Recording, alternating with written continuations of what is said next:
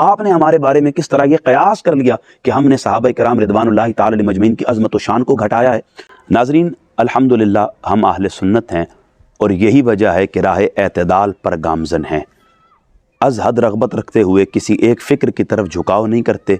بغض و حسد میں پڑتے ہوئے اپنا عقیدہ خراب نہیں کرتے۔ ہم اس عقیدے کے حسن کے مطابق سارا سال صحابہ کرام رضوان اللہ تعالی علیہ مجمعین کی عظمت اور شان کو بھی بیان کرتے ہیں، اور بالمتصل اہل بیت اطہار کی مودت کا درس بھی لوگوں تک عام کرتے ہیں۔ ہمارے اندر صحابہ کے لیے معاذ اللہ بغض حسد نہیں پایا جاتا، بلکہ ہم جب صحابہ کی بات کرتے ہیں تو ان کی کمال عظمت، آقا کریم علیہ الصلوۃ والسلام کے ساتھ صحبت اور حضور کی نسبت سے ملنے والے شرف کو بھی بیان کرتے ہیں، اور جب اہل بیت اطہار کی بات کرتے ہیں تو پھر وہ جو مقدس نفوس ہیں، نبی رحمت علیہ الصلوۃ والسلام کے صلب سے جو انہیں عظمت ملی ہے، آقا کریم علیہ الصلوۃ والسلام کے خون کی برکت سے جو انہیں شرف ملا ہے،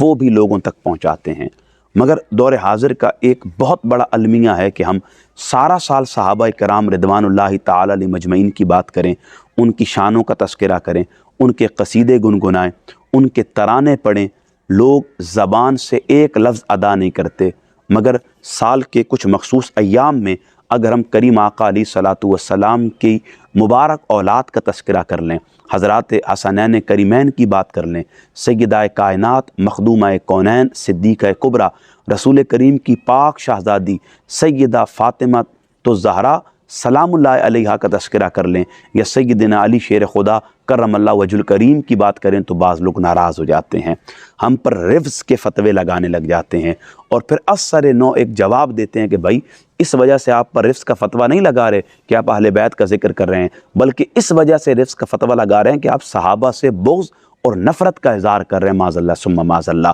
میری سادی سی ریکویسٹ ہے، گزارش ہے، عرضی ہے، برائے کرم مجھے بتا دیجئے کہ آپ نے کس طرح یہ گمان کر لیا کہ ہم نے صحابہ کرام کے بغض کو بیان کیا ہے؟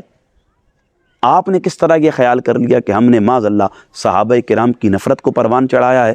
آپ نے ہمارے بارے میں کس طرح یہ قیاس کر لیا کہ ہم نے صحابہ کرام رضوان اللہ تعالی علیہ مجمعین کی عظمت و شان کو گھٹایا ہے؟ ارے بھائی، جن کی عظمتوں پر رسول کریم علیہ الصلوۃ والسلام کے ارشادات موجود ہوں، جن کی شانوں کو خود رب ذوالجلال بیان کر رہا ہو، آپ ان کی عظمت و شان کے بابت ہمارے بارے میں ایسی بات کریں تو میں سمجھتا ہوں کہ یہ سوائے بغض اور من میں چھپی کدورت کے اور کچھ بھی نہیں ہے۔ البتہ آپ نے یہ جو گمان کیا ہے، میں سمجھتا ہوں یہ آپ کا گمان کسی صورت بھی درست نہیں ہے۔ صحابہ کرام رضوان اللہ تعالی علیہ مجمعین کا ذکر کرنا یہ کبھی بھی اہل بیت کی تنقیص نہیں ہے، اور اہل بیت کا ذکر کرنا یہ صحابہ کی تنقیص نہیں ہے۔ لہٰذا اپنی فکر کو واضح کیجئے، عقیدے کو کشادہ کیجئے، اور اپنے ذہن سے یہ خنث نکالیے، اپنی فکر کو راہ اعتدال کی طرف گامزن کیجئے، اور اہل سنت کا شعار اختیار کیجئے کہ ہم صحابہ کا بھی ذکر کرتے ہیں، اہل بیت کی بھی بات کرتے ہیں، صحابہ کی محبت کا درس دیتے ہیں، اہل بیت کی مودت کا پیغام دیتے ہیں۔ کیوں؟ یہ حکم قرآنی ہے،